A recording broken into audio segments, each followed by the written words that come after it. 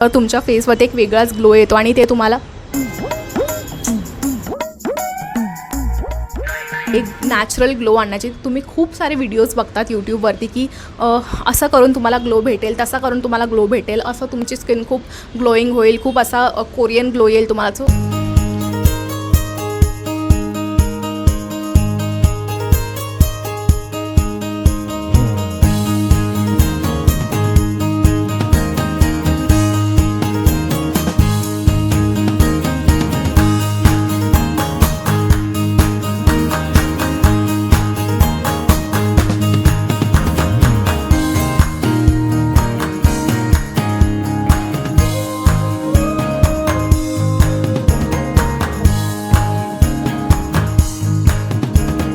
हे guys, welcome back to my channel. कसे आहात तुम्ही सगळे? I hope you all doing good. So मस्तपैकी अशी साडी तुम्हाला दिसते आज.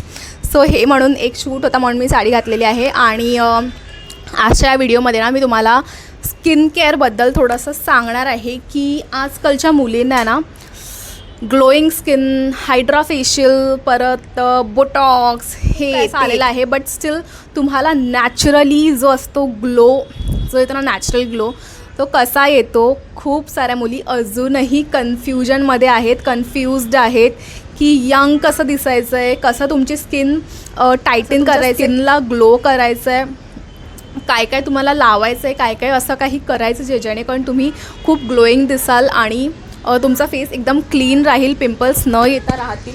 सो हे सगळं शेअर करणार आहे थोडा शॉर्टमध्ये. मी शॉर्टमध्ये शेअर करणार आहे. सो बघा मी काय करते सगळ्या तर मी माझा एक्सपिरियन्स तुम्हाला सांगते की मी ग्लोईंग स्किनसाठी, एक हेल्दी स्किनसाठी काय काय असं करते. सो फर्स्ट ऑफ ऑल, पाणी खूप खूप एक्सपेन्सिव्ह असं काही नाही आहे, खूप लो मेंटेनन्स तुझं मी तुम्हाला सांगणार आहे आजच्या व्हिडिओमध्ये. सो पाणी तुम्हाला भरपूर मात्रामध्ये प्यायचं आहे. तुम्ही ऑफिसमध्ये असाल, तुम्ही घरी असाल, तुम्ही कुठेही असाल, पाणी तुम्हाला स्किप नाही करायचं. जेव्हापर्यंत तुमची बॉडी हायड्रेट नाही राहणार तोपर्यंत तुम्हाला तो ग्लो भेटूच नाही शकत. तुम्ही किती पण काही पण करा, काही पण खा. So pani is the weight. So glowing स्किनसाठी सगळ्यात आधी तुम्हाला करायचं आहे म्हणजे ते आहे हायड्रेट राहायचं आहे, पाणी प्यायचं आहे आणि भरपूर पाणी प्यायचं. आणि असं नाही की तुम्ही जर आजपासून ते स्टार्ट केलं तर ते तुम्हाला उद्याच रिझल्ट भेटेल, असं नाही आहे. तुम्हाला ते दररोज करायचं आहे जेणेकरून तुम्हाला मंथ्सनी किंवा पण रिझल्ट भेटू शकतात. सो तसं मी तुम्हाला सांगते. आणि सेकंड टिप म्हणजे जर तुम्हाला ग्लोईंग स्किन हवी असेल तर तुम्हाला एक क्लीन डाएट घ्यायचं आहे, जे की मी घेते.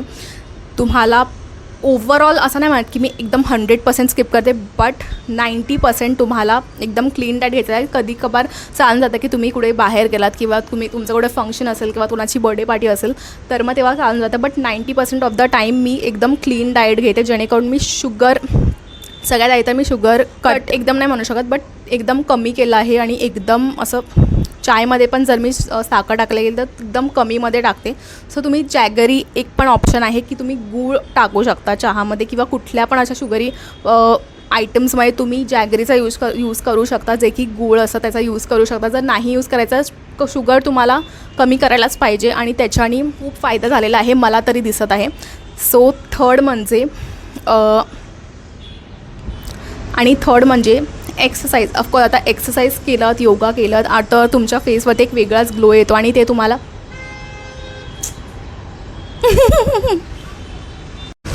अँड थर्ड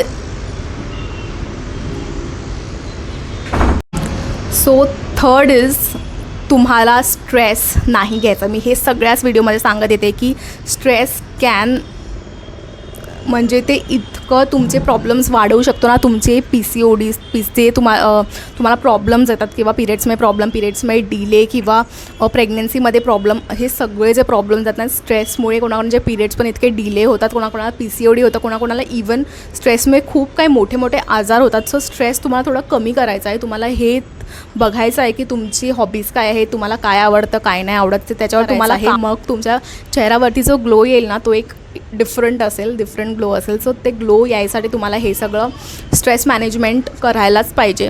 तुम्ही जे पण करा, तुम्ही डाएट करा, एक्सरसाइज करा, योगा करा, पाणी प्या आणि सगळं करा, सगळं काही स्किनला लावून बघा. बट जोपर्यंत तुम्ही स्ट्रेस कमी नाही करत तोपर्यंत तुम्हाला रिझल्ट्स एकदम असं इतके पण येणार असेल तर ते इतकेच येतील.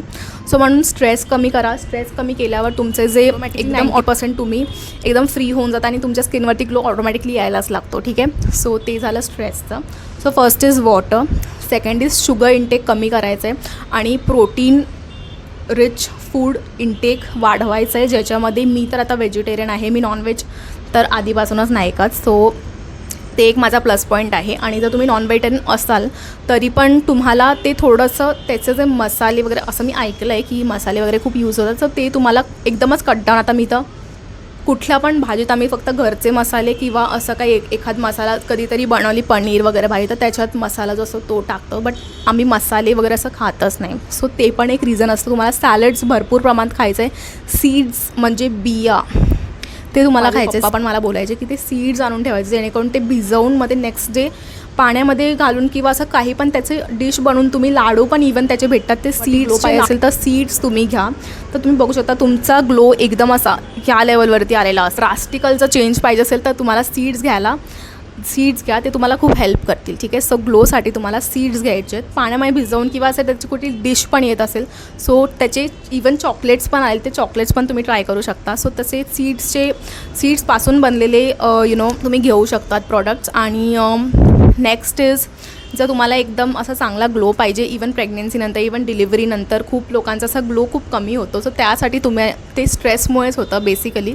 आणि त्यांचं जे लाईफस्टाईल चेंजेस झालेलं असतं, ते रात्रभर जागतात. आणि मी पण बघते माय पण डार्क सर्कल आले आहेत. सो ते नाही येण्यासाठी मी एकदम मेक शुअर करते की मी स्ट्रेस नाही घेत, टेन्शन डिप्रेशन ते सगळं मी एकदम दूरच ठेवते. सेकंड इज, मी पाण्याचा इंटेक भरपूर मात्रात घेते. मी पाण्याचा इंटेक कधीच माझा कमी नाही होऊन देत. आणि हायड्रेशन बेसिकली खूप इम्पॉर्टंट आहे. आता डिलिव्हरीनंतर तर हायड्रेशन खूपच जास्त इम्पॉर्टंट, बिकॉज तुम्ही ब्रेस्ट फिडिंग करत आहात, मी ब्रेस्ट फिडिंग करत आहे. So hydration is important for me. आणि नेक्स्ट इज डाएट, योगा, जे पण मेडिटेशन तुम्ही करत असाल ते तुम्हाला करायचं आहे. योगा करा, रोज करा, 5 मिनटं द्या, 10 मिनटं द्या, अर्धा तास द्या, तुम्हाला फरक नक्कीच दिसेल. ठीक आहे, सो मी एकदम जास्त ह्याच्यात नाही जात, फुल ब्रीफमध्ये नाही सांगत, तुम्हाला एक शॉर्टमध्ये सांगते की तुम्हाला एक्सरसाइज जेव्हा तुम्ही स्टार्ट कराल तेव्हा तुम्हाला फरक नक्कीच तुमच्या ग्लोमध्ये दिसेल.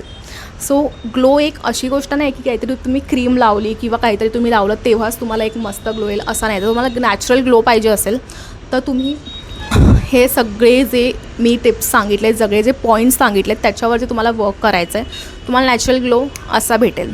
ठीक आहे, सो व्हिडिओ कसा वाटला, व्हिडिओ जर आवडला असेल व्हिडिओला लाईक करा. आणि जर चॅनलवरती नवीन असाल चॅनलला सबस्क्राईब करा गाईज, अजूनपर्यंत सबस्क्राईब नसेल केलं तर माझ्या या मराठी चॅनलला. आणि कॉमेंट सेक्शनमध्ये मला कॉमेंट्स करून सांगा की तुमच्याकडे काय अशी टिप आहे नॅचरल ग्लो आणण्याची. तुम्ही खूप सारे व्हिडिओज बघतात यूट्यूबवरती की असं करून तुम्हाला ग्लो भेटेल, तसा करून तुम्हाला ग्लो भेटेल, असं तुमची स्किन खूप ग्लोईंग होईल, खूप असा कोरियन ग्लो येईल तुम्हाला. सो ते सगळं कसं येईल, ते सगळं ह्याच्यानीच येईल. सो ते सगळं करण्यासाठी तुम्हाला काही विकत आणण्याची गरज नाही, तुम्हाला स्वतःमध्ये चेंजेस करण्याची गरज आहे. जे हे चेंजेस मी तुम्हाला सांगितले ते करण्याची गरज आहे. सो चला मग भेटूया पुन्हा एका अशाच व्हिडिओमध्ये. Till then take care, bye bye.